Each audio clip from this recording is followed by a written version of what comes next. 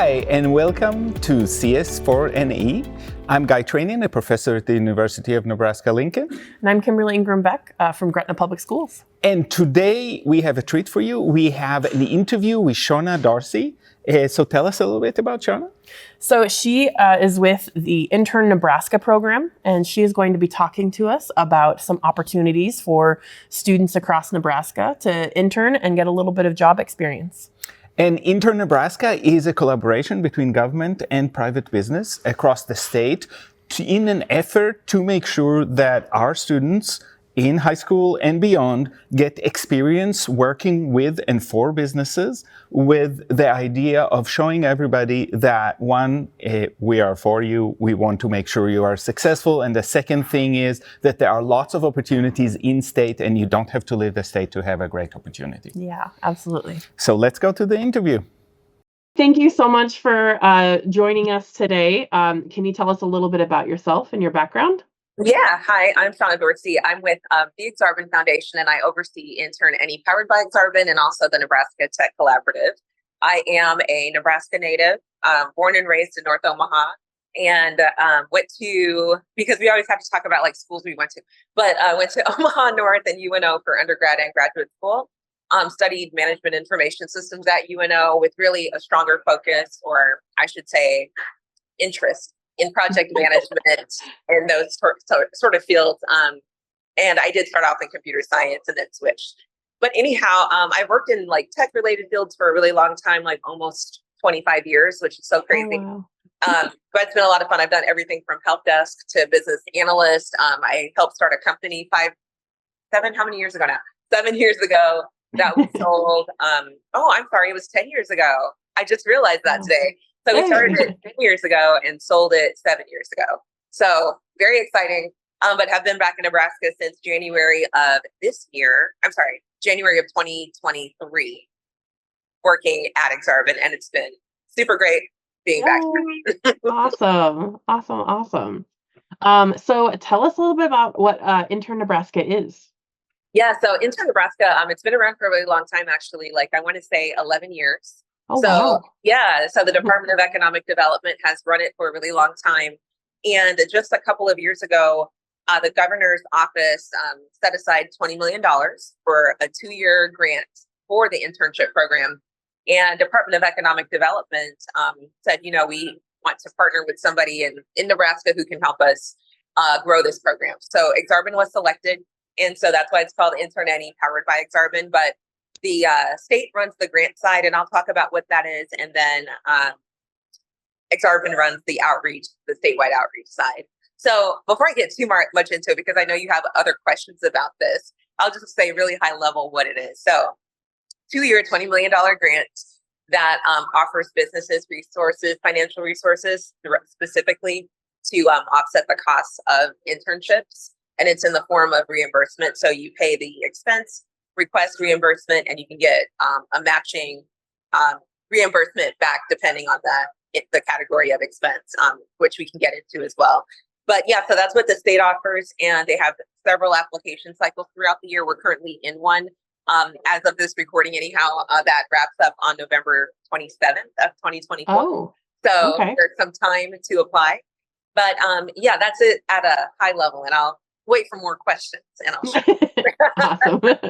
Awesome. So how does the Intern Nebraska program work?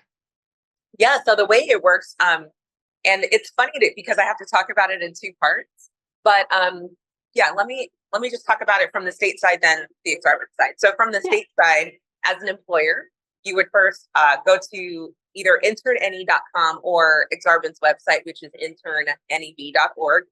And if you have not ever created a profile with the state for this program, you would go out there and register your business.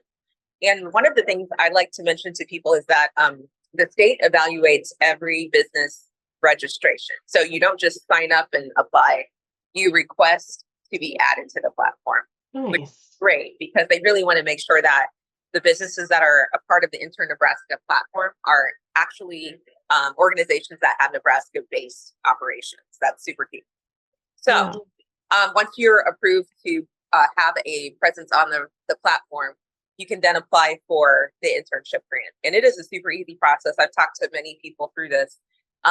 But you can apply for the grant, and it's going to ask for what is the type of job that intern will do. They're really looking for jobs that are in that high wage, high skill, high demand space. So tech obviously fits really well. And I know we'll talk a bit about the Computer Science and Tech Education Act in this conversation, but there are a lot of tech openings and they pay super well.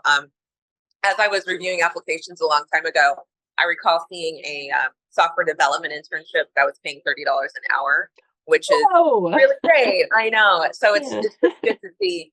But companies are having to be competitive because to retain top talent in Nebraska, we are competing with lots of other companies from other places. And a lot of them are offering remote internships. So that's a tricky part. But anyhow, you go through that application process, make sure that job description is super clear. It should help a student evaluate whether that the types of responsibilities they'll have in that job align with their career field, and just be super clear and detailed. Then every internship is required to be assigned a mentor. Every intern is required to be assigned a mentor. All internships are paid. So there are no unpaid internships in the platform, or for awardees, I should say. And I'm thinking about it. So mentorship, job description, hourly pay, higher scores if you are based outside of Douglas, Sarpy, or Lancaster County. So really trying to grow the number of internships in Greater Nebraska. Awesome. And it's really great. And then, like I mentioned before, just those competitive wages are really important as well. So that's on the state side. And they do, I think, a really good job of, if you're an employer who goes through the process and you've never done it before, so you run into issues on your application, they will work with you to help you get that application to a good spot. That's awesome. Yeah, I think so too, because we really want it to be a program that is well, utilized by many. And then on the Aksarben side, we host a lot of events, either host, co-host, or promote events across the state to help employers connect with students, students to learn from employers. So that could be attending a speed networking event or a panel discussion event where students will, hear a set of questions, but then we'd love to give them opportunities to ask questions that we're not thinking of. One of the things that we've started to do, or I just started this yesterday, so I'm like, okay, we're going to be doing this from now on. But one of the things that we started to do is ask students questions like, tell us how Nebraska can be a more appealing place for you to want to stay. What are some ways employers can add value to internships, things like that? Because a lot of employers, or at least in my network, we're always trying new things. But I think having students inform those decisions makes a lot of sense. Let me think if there's anything else. But our main thing at Aksarben is just making sure that we can help get as many employers aware of the grant as possible, get them into that application pool so that they can participate in this amazing opportunity. That sounds fantastic. Yeah. So how can Intern Nebraska support computer science education in schools? Yeah, I think one of the big ways is that just by nature of the way the grant is written and the types of internships the state is looking to support, we, I think, through the employer network, just continue to offer more of those tech-based internships. Now, I know computer science is tricky, especially the standards that are being rolled out, because it's not all about software engineering. And so some people might think, well, if I'm being trained in computer science, that means that I'm being prepared for, like I was just saying, like a software engineering career path, but not necessarily. There are so many different avenues. I've seen internships in the system in the artificial intelligence space. I've seen digital marketing, graphic design, all sorts of positions that do require a technical background. They just don't sound technical sometimes. Yeah. But yeah, so I would say, like, the thing that we can do through Intern Nebraska, I think, is just be more encouraging of employers to get those internship opportunities into the system. I'll say this, in our last strategy session for the NTP, one of the things we were talking about and we implemented this year was this program called a High School Tech Ambassador Program. And it's funny because it's like not anything that, like, you've never heard of it before, but it's just packaged in a way. So what we did was we said, we will have NTC partners, and these are companies that are Nebraska-based companies, obviously, But NTC partners match them up with a school that's in their area, and over the course of a semester and ultimately a year, have that school and the NTC partner come up with different ways to engage students. So it's basically early career exploration in tech, Nice. yeah, in IT. And so one of the things that was really great that came out of that is one of our partners, ConAgra, they partnered with Omaha North. And the students were really interested in careers in like the digital marketing, technical space. And the thing that's so great about Omaha North students being able to tell ConAgra, this is what we want to see, we want to meet people in those career fields, is that now you don't just send software engineers to talk about computer science, because yeah, sure, you can do that. But if the students are really interested in that digital marketing space, which is incredible, pays well, all the things, then let them meet professionals that do that so that they can ask those questions and understand what that career really looks like, right? So Yeah. it's just really kind of shortening the gap and then giving schools and our partners customized ways to add value and help those students see themselves in these careers. So that's just one example, but we're working on rolling that out to many more schools. This year we had 5 schools participate, 1 in Sydney, 1 in Battle Creek, and then 3 in the Omaha area. Nice. Yeah, so just more of that. And then on the flip side of that, so that side is really all about the students. And this other one is also about the students, but there's a financial benefit or incentive for teachers. But we also host educator job shadows. So it's like a 1-week long experience where an educator will go into a company, and depending on the company's work mode, it might be hybrid, in person, or virtual. But anyway, it's a 1-week paid experience. Last year, we offered $25 an hour for 40 hours, so $1,000 for a teacher to just go, I won't say hang out, but basically job shadow with people in IT. So Nice. great ways, if you think about it, for an employer and educator to start to build those connections, which we know are key. And then also for that educator to get a better understanding of what jobs in IT actually are and how much variety there is now, what these companies look like on the inside, all of that. And then in addition to that, we're like, what else could come out of that is a teacher might make a connection within a company that they can then bring back to the school and introduce more kids to these companies through these connections they make. So again, we're working on expanding that as well, but we really truly believe it's all about just making connections and creating experiences that are meaningful to people, not just like, let's just send, like I said, a software engineer into your school because it's a computer science job. Nothing wrong with software engineering. It's a great field, but there's such a variety. Yeah. Yeah. Yeah. Awesome. Can you explain the application process and eligibility criteria for both students and employers? I guess you talked about employers just a little bit. Yeah, I did. But let's see, on the student side, it's pretty similar. So with the student side, there's no like confirm you're a student. I have a student account because I wanted to see what it looked like. No one checked that I was a student. But you basically go to the same portal that employers go to. And actually, I'm sorry, that's not quite right. But there's a sign-in for students and employers, but it's the same backend. But anyway, you'll go in, you can create a profile very quickly, like it takes a couple minutes.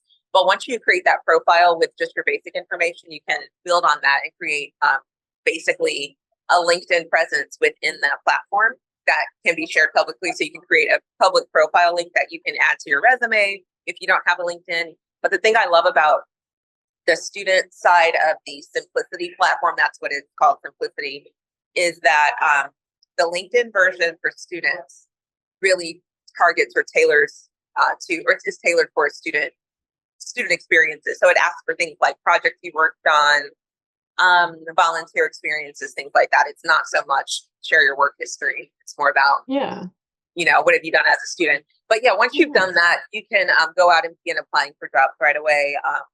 There are different career explorer types of tools. Like there's even an assessment on there that you can take that can help you see what types of careers could be a good fit for you based on your interests and things like that. So that's out there. And then, it's great. And then there's also a career explorer, which allows you to just say like, I'm interested. I keep going back to software engineering, but I'm interested in software engineering. I can type that in. It'll tell me the average salary. This is national data from Bureau of Labor Statistics, but it'll share national like salary averages, the types of skills that are required from soft skills to technical skills, Ooh.